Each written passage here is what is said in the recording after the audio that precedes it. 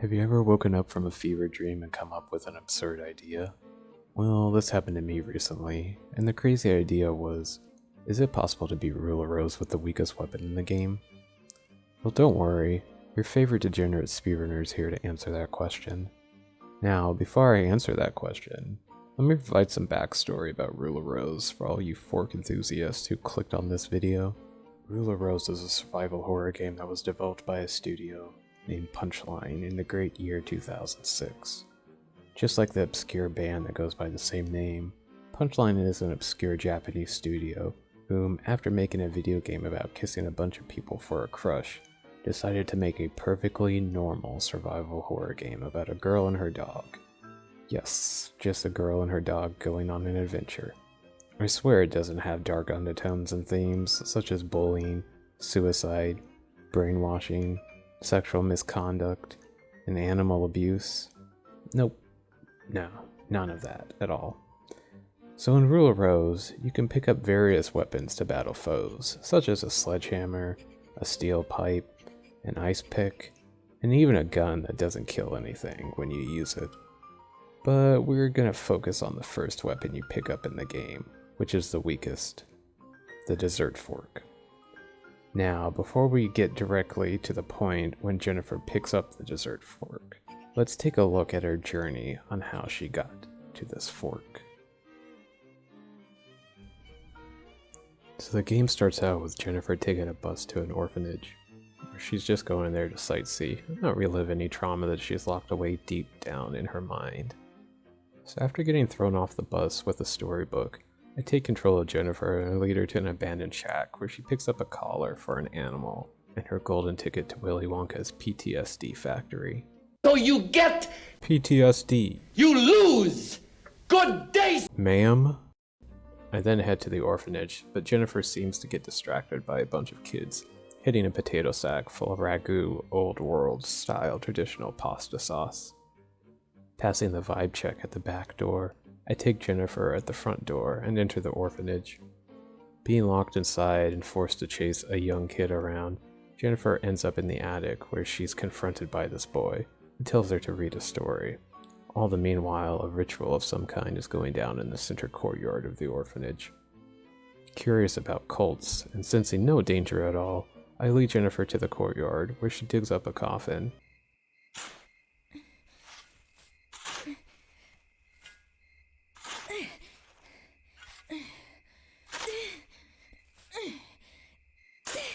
Now, after digging up this coffin, Jennifer is greeted by the ragu potato sack enthusiast, which she is described as being. Just look at you. You're filthy. And then being concerned about her hygiene, give her a complimentary bath before shoving her into the coffin and carrying her off to an airship. After waking up tied to a post by a voice and an annoying laugh, Let the games begin, dear Jennifer!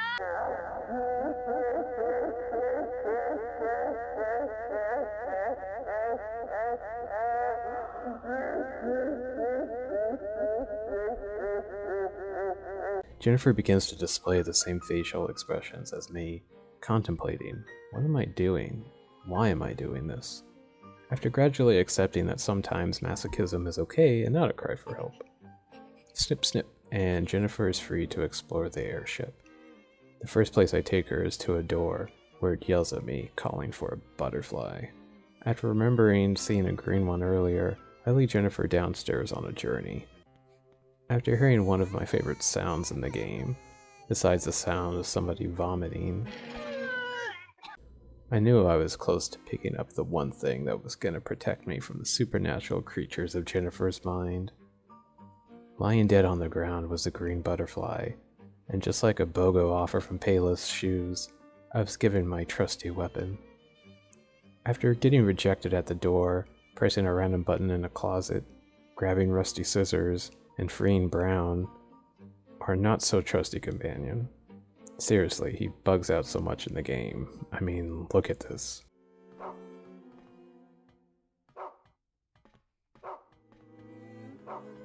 Goodbye. Jennifer heads to one of the Ragu lover's rooms, where we see her playing with a box with an ugly red butterfly. After Amanda weird flexes on us, I instruct Jennifer to steal this box, which spawns a magical blue butterfly, but thanks to Brown, he ends up scaring it away. After giving chase, it ends up committing Sudoku, but not following the simple rules of not looking at the light. Yoinking the blue butterfly while surrounded by imps created by Jennifer's mind, I lead her back to the door where we are accepted, kicked in the back, and end up passing out after getting slapped by a rat on a stick.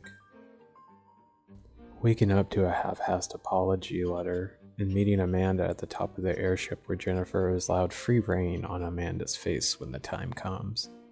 Jennifer begins her journey again, chasing another creature, this time a white bunny rabbit named Sir Peter. Taking the scenic route around the airship, battling imps with a dessert fork, invading Sir Peter's privacy in a bathroom stall, I meet my first wall block of the game, Mr. Hoffman. Little rat, Jennifer, did you make a mess again? This is unforgivable, you dirty, dirty girl. Getting killed not once,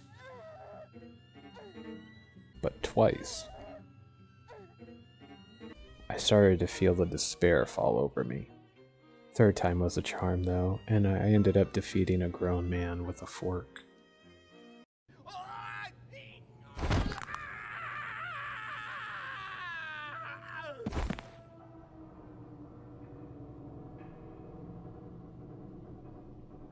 Returning Sir Peter granted me access to slap Amanda with a dead rat on a stick.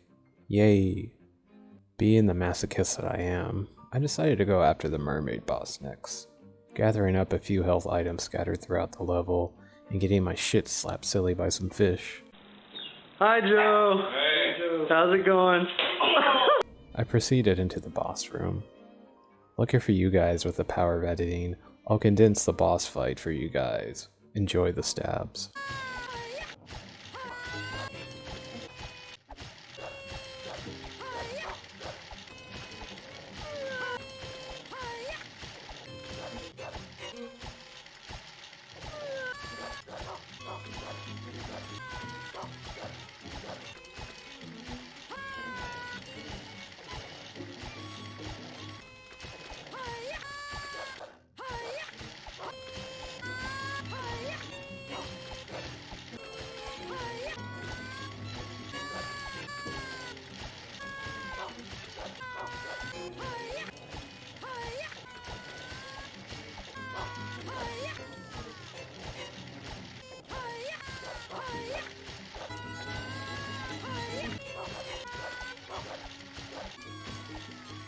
After riding the high of defeating the mermaid on my first try, I wanted the Goat Sisters next to taste my fighting fork.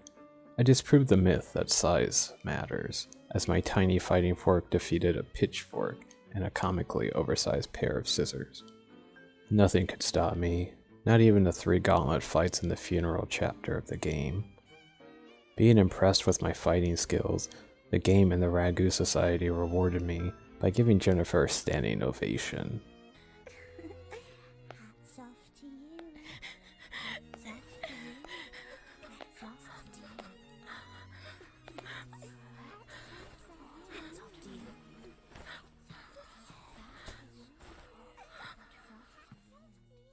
Hats off to you.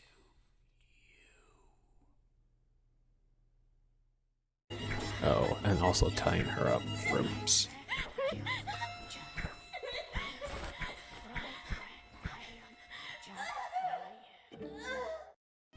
After the rope incident, Jennifer finds herself tied up yet again to another pole. She frees herself with the help of Brown and heads downstairs. There she meets Mr. Hoffman, who gives her a compliment by calling her a You dirty wretch. After that, Jennifer goes around the orphanage, receives 1930-style death threat tweets in the form of crumpled up pieces of paper. After getting shoved down some stairs and picking up the final tweet, the orphanage magically transforms from day to night. During the nighttime, Jennifer is tasked with defeating 2 pig, 2 goat, and 2 rat imps. Riding the high of the previous fights and having my trusty companion by my side, and Brown, I go to town on these imps, forking them like they are a plate of spaghetti.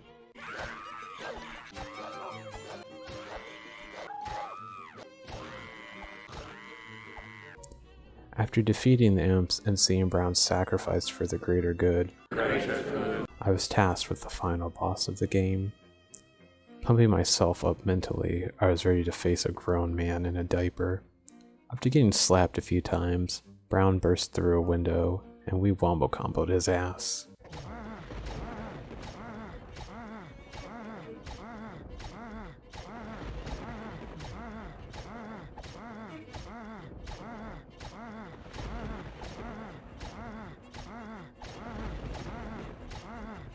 Afterwards, we encouraged a grown man to kill himself, and I was home free. Yes.